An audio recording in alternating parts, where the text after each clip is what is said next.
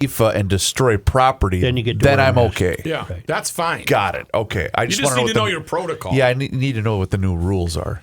May I be entirely serious for just a moment? That didn't last long.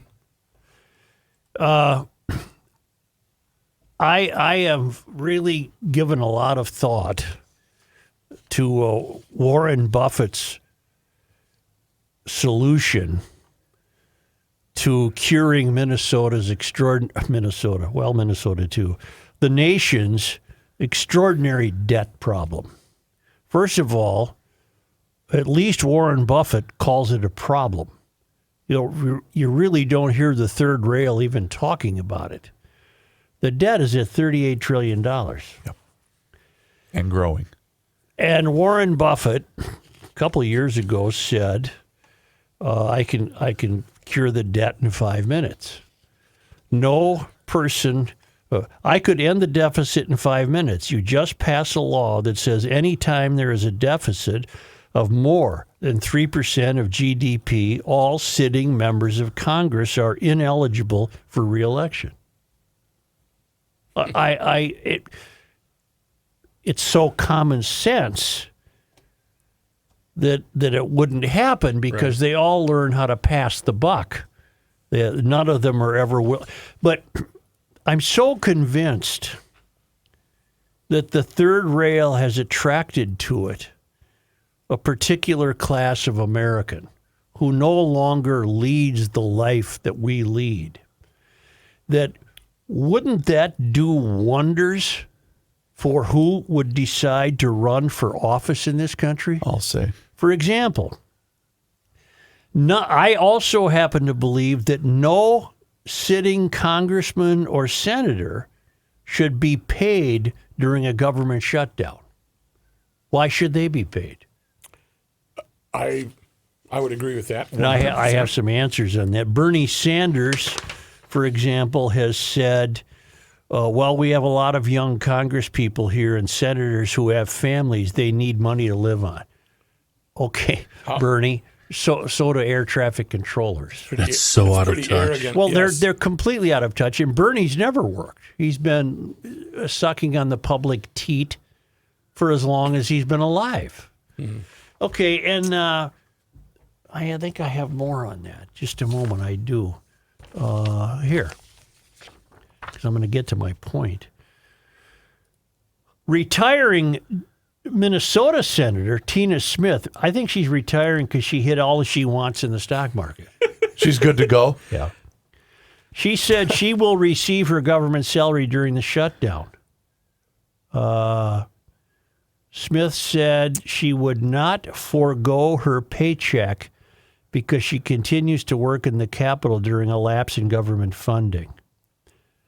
She helped block legislation to pay some federal employees, including congressional staff and Capitol Police, who are working unpaid. Epitome of arrogance.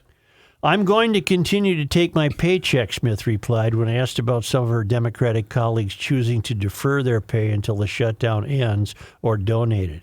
I continue to work, and I think the solution here is to end the shutdown by getting the negotiations going so we can solve the problem. Okay. How does she put a Republican twist on that? I'm solving the problem by the likes of Tina Smith would not run for office if the conditions called for them to never be allowed to run again if the deficit was 3% above GDP, and never run again if they figured out a way to take their money during a shutdown. There shouldn't be a shutdown. All that's indicative of is you haven't done your job in the first place. Right. There should not be a shutdown. And in the event there is a shutdown, you shall not be paid. Hear, hear. End of story. Now, what would that do to the Americans who now look at politics and see it as a means to exercise a great deal of discipline and ethical and moral integrity? That's great. I'm going to go there, and I'm going to work my butt off to make sure the budget's under control. I'm an accountant by trade, and I really want to do this. And if we fail, I won't be running again. But I want to do this because I like the country, And the way it's been run by this current group of third rail people, the country is failing miserably. So let's do that. And by the way, I understand that if elected and there's a shutdown, I won't be paid. I accept that. I'm not going to be paid. That would give them incentive to never have a shutdown. It's almost as if they don't give a damn about the rest of us. We've managed to, because Americans have had it so good for so long, that we have managed to surrender the political class to grifters, scam artists, con artists, people who want to live there, and they don't give a bleep about you, including you, Tina Smith, you phony. You're a phony. And the way to solve that is strengthen the rules under which someone would even want to run for office. But Right now, it's just free-for-all. It's a free for. You get there and you get a big office and you hang portraits on the wall and you get 30 or 40 people walking around with laptops who pretend to work for you, and nothing gets done. Nothing. Where is the fight? Where's And the you fight? you all say, "Oh, I'm going to Washington to fight for you." No, you're not, Tina Smith. You went to Washington, probably got rich, and you're retiring. No one can run for office. No one can hold a congressional or Senate seat in Washington, D.C. if the deficit is above 3% GDP. You know, there's something that Warren Buffett knew when he was saying that, and you probably know it while you're saying this. Of course I do. They'll never vote to make this a law. Right. it's the same thing with term limits. Yeah, they'll never vote for it. But this because- is better than term limits. This is Yeah, you're just right. You're right. It is. common sense. Yes. So all we're doing now is talking to make ourselves feel better. Instead of doing that, we need to take some action. What is the action that we need to take other than voting? Pretty heavy question, huh? Yeah, it is. Well, something needs to be done. Okay, well, let me finish my fantasy, and then we'll worry about that. Get on to the violence then. Yeah. Okay. Let me finish my fantasy, because in my fantasy, what I see happening. Well, and again, yes, of course, I know that the law will never be passed, but it should be passed if people had goodness in their hearts and they had the ulterior motive of really doing some good work for this country. That law would pass in a heartbeat, and they would demonstrate that they're capable of it. That's never going to happen. There are 2.2 million federal civilian employees.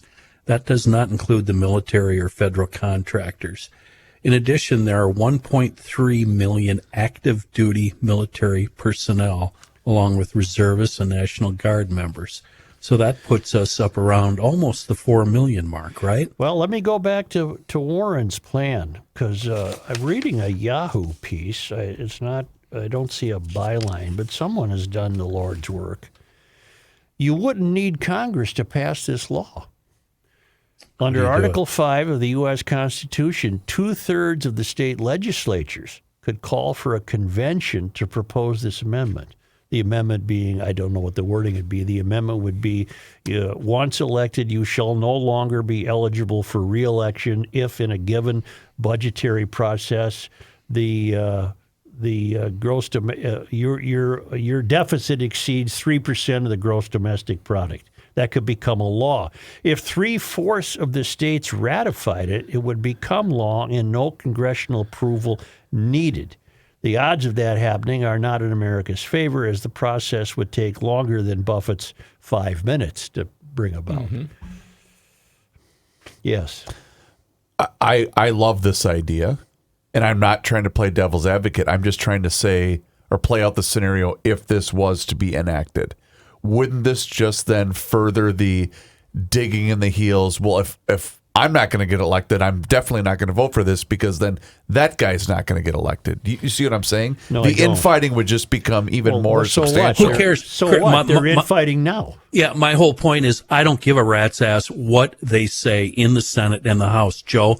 The reason I brought up those millions of federal employees is because those are the people who have to do what you just said. They have to come together along with us, the voting citizenry, and we need to stroll into Washington and do a nonviolent January 6th. Walk in there and say, no more. We are done with you assholes running our lives. You sit here high on the hog, getting paid on the third rail, while the entire country is suffering. No more. Plus, I really stuck on the idea that it would attract, instead of Tina Smith, you'd get somebody smart. Absolutely, Right. it would. Yeah. That But we wants need to start over. We need to get all of the activists and all of the bad actors out of there. All of them, both sides. We need to elect people who wear green eye shades and lick the tip of their pencil. You mean people that can do math? Yes, these people, we've allowed this to happen. Now, there's a lot of talk in the country. A lot of Trump opponents love to throw around the idea of the king. You know, he's a king. Yeah. People, you open your eyes. We've essentially created a situation where these clowns go to Washington. They're all kings. They're not held responsible for anything. They pass the buck from one to the other. They play games all day long. Yep. Your king stuff is fine, but you better apply it to everybody who holds elected office in Washington, D.C. They're unaccountable to us.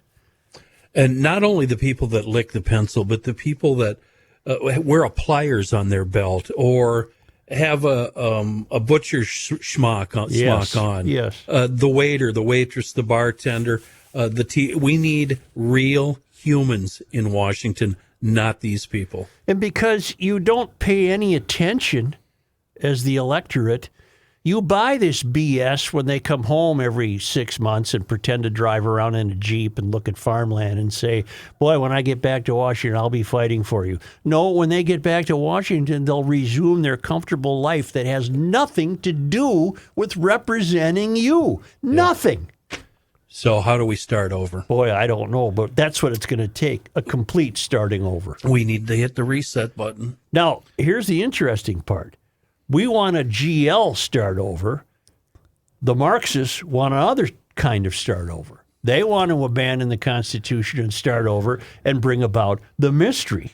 I do not want to bring about the mystery. I want to bring about a responsible Congress and Senate who, if they don't work hard and perform, they don't get to run again. Absolutely. Can I introduce you to a single tweet that I saw yesterday from your favorite governor, Tim Walz? Sure. Basically summarizing everything that you and Kenny just said. Mm-hmm. The math just don't math. Mm-hmm. Governor Walz yesterday tweeted the following.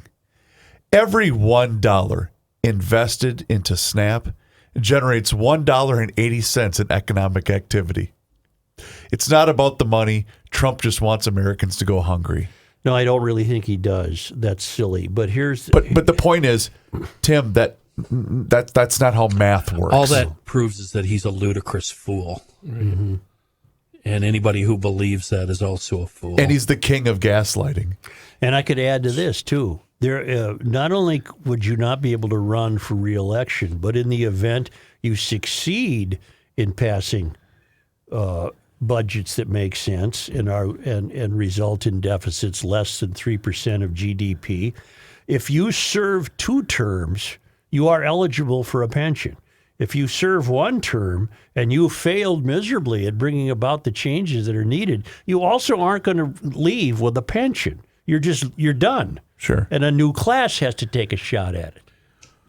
Because this is ridiculous. And these people out of work, the people working and not getting paid, these are the serfs you people put in place. These are the people you've dreamed up to work for you. And they hold federal positions. You're getting paid. They're not. That's outrageous. We sound like the people that fought against Britain. That Yeah, we do. Started the Continental Congress. That started a new country. That's what we need is a revolution. Because the more we've done this show, the more we've come to realize two things. One, there's a mystery afoot. And two, the status quo is a joke. Yeah. Now, do you want the mystery to win or do you want common sense to win? I say common sense should win. And all of the, I mean, Chuck Schumer, what have you done for this country? Give me a long-serving Republican. Who's the guy in the Carolinas? The same Mitch would McConnell. The same would apply to him. You people have put on theater all your lives. It's their shutdown. It's a play. Both. Yeah, it's both of You're their running shutdown. a play. Yep. Meanwhile, we've got food boxes going out to federal workers. It's an embarrassment. I had a TSA agent that I was talking to yesterday. I said, "How are you doing?" She said, "I'm still showing up, but it's beyond belief to look at your bank account and not see that check put in there." What drives me crazy, and God bless all the people that work at the airport, but there's more than just airport workers here. Right. There's 2.29 million federal workers. How about the SNAP? How do you stop payments for a single mom with kids that needs to go get Kraft macaroni and cheese? But the problem is, Rook, the SNAP program is completely out of control. Oh, that's aside. That's a separate sidebar. discussion. Yeah. But I'm so frustrated by this federal shutdown and the gall of those people to sit there and cash checks. How about the gall of Tina Smith? All of them, Joe. In one hand, you're telling me you're accepting your check, and then moments later you vote to deprive others of getting theirs. Out of touch. But here's, okay, that being said, here's the ray of hope. I was in the Armed Services room yesterday, and the donations for the dry goods for these TSA workers, the shelves were full. People are dropping off stuff at the airport. Understanding that. Why does the normal public understand that, but the third railers, they don't give a rat's? Listen to this.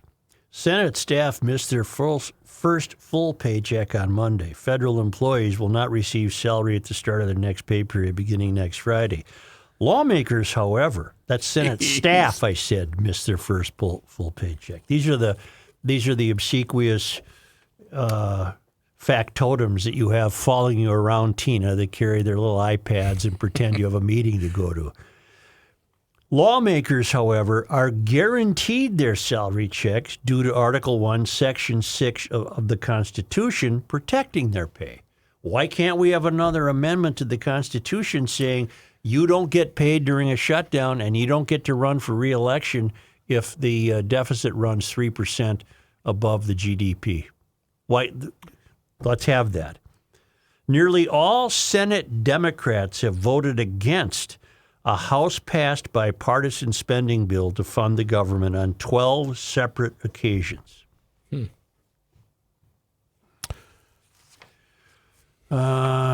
Okay. Well, you get my idea. We need a revolution. Well, I hate to say it, but we do. This is ridiculous. In the meantime, you miss one. You'll be a day late paying your taxes. Yeah.